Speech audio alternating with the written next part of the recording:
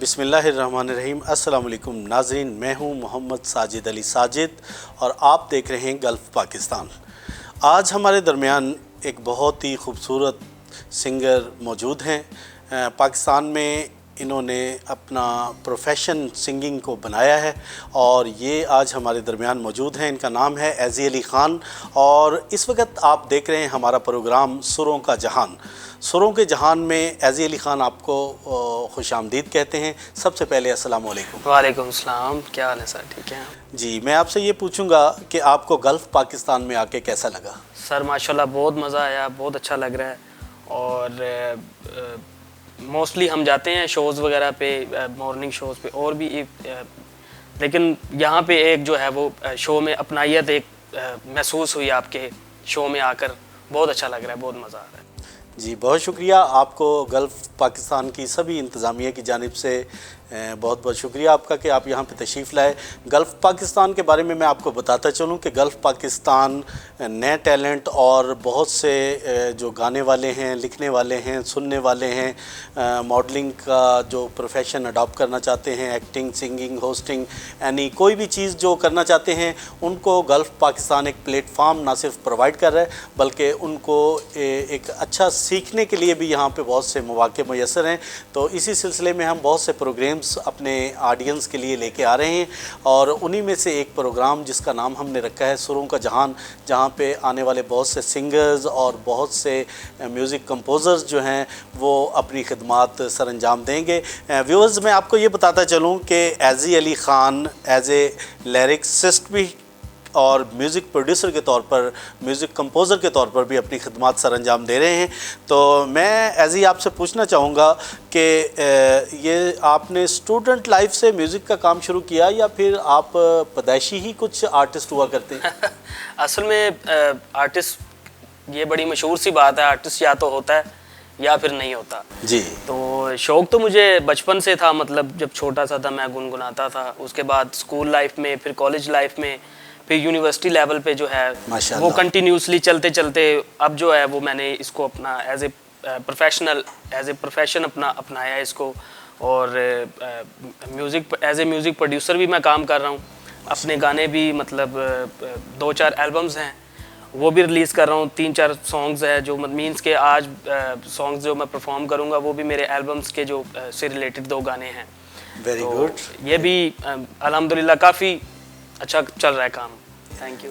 मौसीकी के बारे में अक्सर कहा जाता है कि मौसीकी एक अपना सुकूत तारी कर दिया जाता है, कर दिया करती है माहौल के ऊपर।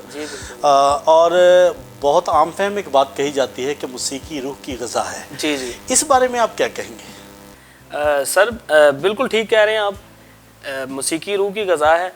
आप ज़्यादा दूर ना जाइए, पड़ोसी मुल्क देख लें आप, इंडिया। जी बिल्कुल बिल्कुल। उन्होंने उनका तो समझ लें कि सोना उठना बैठना, बिल्कुल बिल्कुल, इबादत, रियाज़त, सब कुछ उनका म्यूज़िक है। बल्कि उनके बारे में अक्सर ये कहा जाता है कि सुबह के वक्त मुझे इत्तफाक हुआ जब जाते हैं तो वो मंदिरों की घंटियां जब बजती हैं तो उससे वो लोग सुबह की संध्या कहते हैं।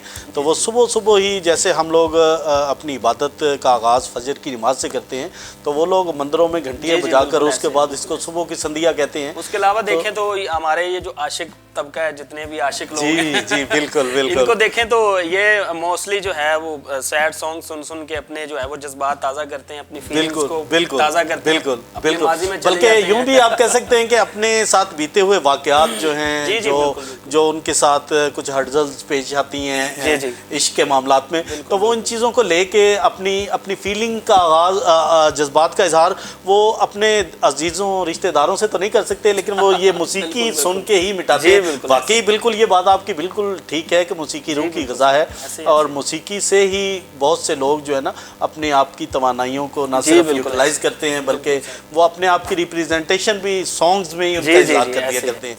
तो मौसीकी के बारे में बहुत सी जगहों पे बहुत कुछ कहा गया है।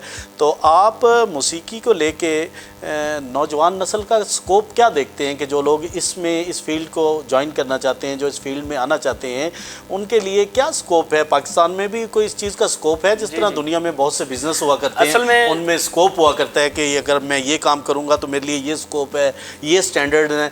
तो आप क्या समझते हैं कि नौजवान नस्ल इस फील्ड को कैसे ज्वाइन करे अगर वो करना चाहे तो? जी बिल्कुल, मेरे ख्याल से मैं जहाँ तक समझता हूँ कि इसको अगर जिसने म्यूज़िक से कोई भी इंस्टीट्यूशन है, कोई भी शौक है, ज़रूरी नहीं कि सिर्फ म्यूज़िक ही हो, उसको हम पार्ट टाइम रखें जी, एज ए उसको बिजनेस अगर हम बनाएंगे तो वो काफ़ी प्रॉब्लम्स लाइफ में जो है वो फेस करनी पड़ेंगी।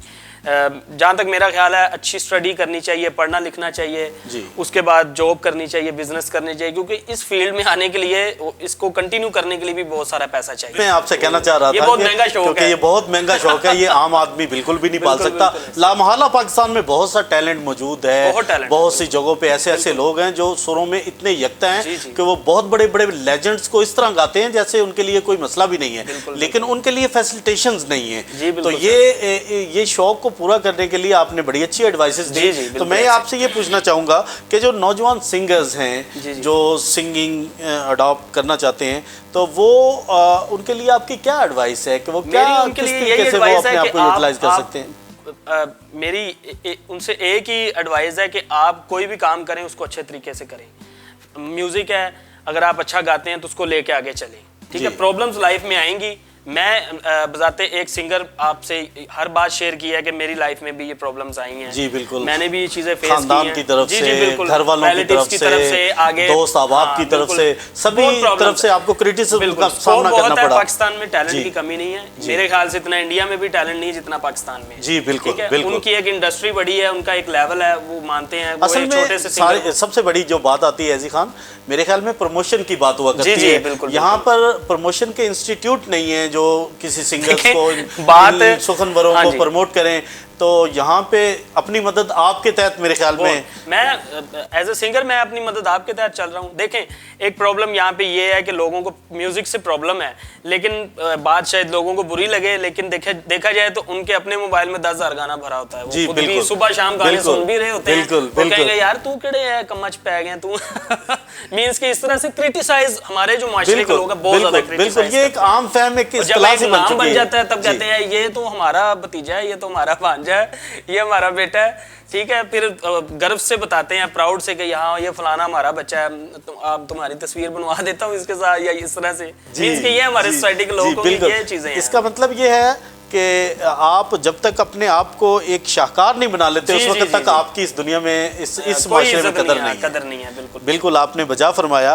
तो मैं आपसे ये कहूँगा कि आप अगला ट्रैक हमारी पब्लिक को, अगला ट्रैक मेरा मैं तेरे बाजू चन्ना, मेरे उस्ताद जी का उन्होंने कंपोज किया और लिरिक्स उनके। माशाल्लाह, आप अपने उस्ताद जी के बारे में हमें यहाँ पे बताएं। उस्ताद काले खां भाग साहब, उनके वालिद साहब खान साहब नुसरत अली खान साहब के साथ सेकंड हारमोनियम पे वो संगत करते थे उनके साथ। अच्छा, माशाल्लाह, तो बहुत बड़े घराने से उनका ताल्लुक है। जी बिल्कुल, तो ये उनकी दुआओं और उनकी जो है, और पाकिस्तान में मौसीकी भी एक घरानों में डिवाइड है, जिस तरह शाम 84 घराना है, या ये घराना नहीं तो इनको जिंदा रखा हुआ है। अदरवाइज देखा जाए तो आम बंदे के ये बस का रोग नहीं है म्यूजिक को जिंदा रखना, उसको कंटिन्यूस आगे पीढ़ियों तक उसको। बिल्कुल ये बात तो आप बिल्कुल बजा फरमा रहे हैं। जैसे ताफू खान साहब हैं, उनकी फैमिली है, काफी हमारे घराने शाम 84 घराने, पटियाला घराना, जिनमें नुसरत अली खान और भी काफी लोग हैं। बिल्कुल ये सब लोगों ने हमारे पाकिस्तान में मौसीकी बहुत बड़े नाम है, बिल्कुल बरसगीर पाकों पूरी दुनिया में इनका नाम है। जी, तो मैं अब शायकीन के आगे एक आर्ट नहीं बनूंगा। आप इंशाल्लाह अगला मैं आपको ट्रैक अपना नेक्स्ट जो है वो मैं तेरे बाजू चन्ना लुक लुक रोमा, एक पंजाबी सॉन्ग है, इसका मैंने वीडियो किया रिसेंटली, मेरा रिलीज होने वाला है, तो मैं इंशाल्लाह आपको वो सुनाता हूँ। जी, तो ये गल्फ पाकिस्तान के लिए स्पेशल आपकी प्रेजेंटेशन है। जी जी सर। जी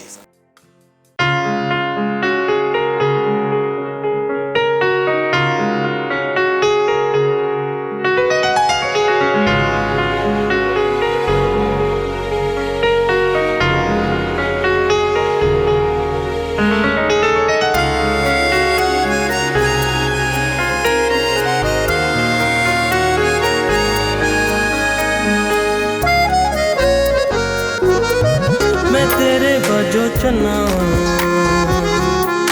वे लुक लुक रोवां, मैं तेरे बजों चन्ना वे लुक लुक रोवां,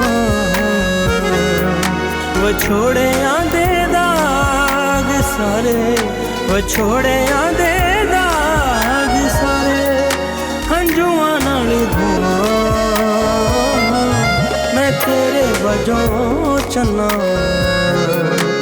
लुक लुक रोआं वो छोड़ियां दे दाग सारे वो छोड़ियां दे दाग सारे हंजुआं नाल धोआं मैं तेरे वजों चन्ना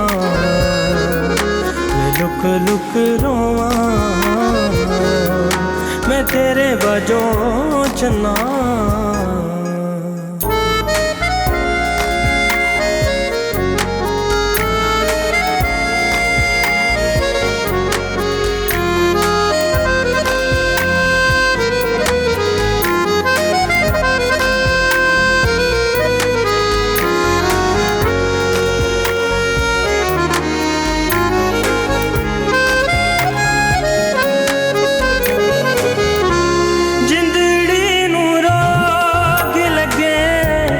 कदे तू मिटावेगा एहो चन्ना आस मेरी कदों वेड़े आवेगा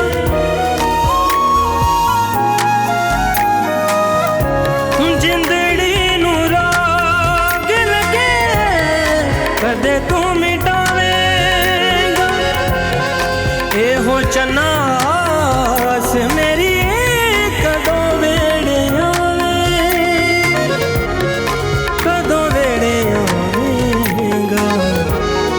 केहो जे रोग लगे केहो जे रोग लगे सोचा ते नाल रोआं मैं तेरे वजों चन्ना वे लुक लुक रोआं मैं तेरे वजों चन्ना मैं लुक लुक रोआं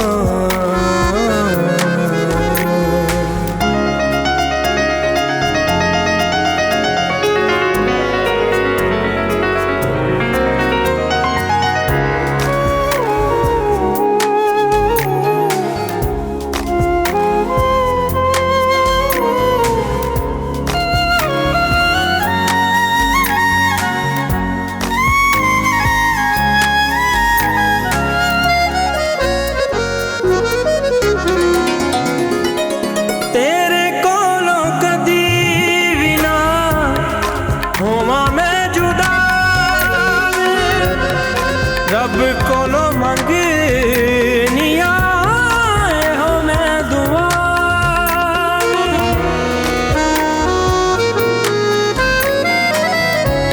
तेरे कोलो कदी भी ना होवा मैं जुदा रब कोलो मंगनी आए हो मैं दुआ दुआ टूट जाने सा मेरे टूट जाने सा मेरे जे वक्त तू मैं तेरे वजों चला मैं लुक लुक रोऊं वो छोड़ियां दे दाग सारे वो छोड़ियां दे दाग सारे हंजुआं नाल धोआं मैं तेरे वजों चला मैं लुक लुक रोआं मैं तेरे वजों चला। बहुत खूब, बहुत खूब, बहुत खूब। एजी आपने ऐसा गाया कि आप यकीन करें कि गल्फ़ पाकिस्तान के सेट पे एक सुकूत सा तारी हो गया और सभी लोग इस शहर में मुब्तला हो गए कि वाकई आपने जो गाया है। मैं आपको एक बात और भी कहना चाहूँगा कि ये जो अच्छा शाहकार हुआ करता है ये अच्छे फ़नकार ही बनाया करते हैं और आप में लामहला वो टैलेंट मौजूद है जो इंशाल्लाह एक अच्छे शाहकार बनेंगे और पाकिस्तान का नाम रोशन करेंगे। आप जैसे फ़नकार पाकिस्तान का वो चेहरा और वो तशख़्ख़ुस उजागर करेंगे जिसका ना सिर्फ बैरूनी दुनिया में बल्कि पाकिस्तान का हर मकाम पे, हर फोरम पे एहतराम किया जाएगा कि वाकई ये लोग जो हैं पाकिस्तान की शिनाख्त हुआ करते हैं। तो आप मुझे ये बताएंगे कि आप पाकिस्तान फिल्म्स इंडस्ट्री के लिए भी कुछ गा रहे हैं, कुछ डायरेक्टर्स, कुछ प्रोड्यूसर्स ने आपको इस बारे में आपसे कांटेक्ट किए? जी, मैं तकरीबन ओवरऑल वर्जन्स पे काम कर रहा हूँ, OSTs पे भी, सॉन्ग्स पे भी और तराने वगैरह भी, मींस के ओवरऑल। और उसके लिए कुछ जो है फिल्म्स के लिए भी 1-2 गाने मैंने जो है वो डिज़ाइन किए हैं अपने स्टूडियो में। तो इंशाल्लाह वो भी एज सून एज़ पॉसिबल, जैसे ही उसका म्यूज़िक वगैरह कंप्लीट हो जाएगा तो फिर हम इंशाल्लाह उसको करेंगे। जी बिल्कुल। अच्छा, मुझे अभी इंट्रो में पता चला कि आपने एक म्यूज़िक बैंड भी बनाया हुआ है अपना, और साथ में जो जिस चीज़ का पाकिस्तान में अब आहिस्ता आहिस्ता कमी का मैं महसूस कर रहा हूँ, पाकिस्तान में बहुत कमी, हालांकि पाकिस्तान का कव्वाली में बहुत बड़ा नाम हुआ करता था। पाकिस्तान का कव्वाली जो प्रोफेशन है, इसमें पाकिस्तान के सुखनवरों का पूरी दुनिया में मुकाबला नहीं किया जा सकता था। जैसे नुसरत फ़तेह अली ख़ान साहब थे, जैसे जनाब अजीज़ मियां कव्वाल थे, जैसे बिल्कुल जैसे अपने ये गुलाम फरीद साहब भी, जी, और ये जो लोग थे शेर मियां दाद, बदर मियां दाद, जी, ये लोग जो थे ये अपनी मिसाल आप हुआ करते थे। जी बिल्कुल। तो आप उस फन को भी उजागर करने की कोशिश कर रहे हैं। आपने जी, कव्वाली का भी बैंड बनाया, इस सिलसिले में आप कुछ बताएं। जी, मेरा कव्वाली का बैंड भी है, मैं कव्वाली भी करता हूँ।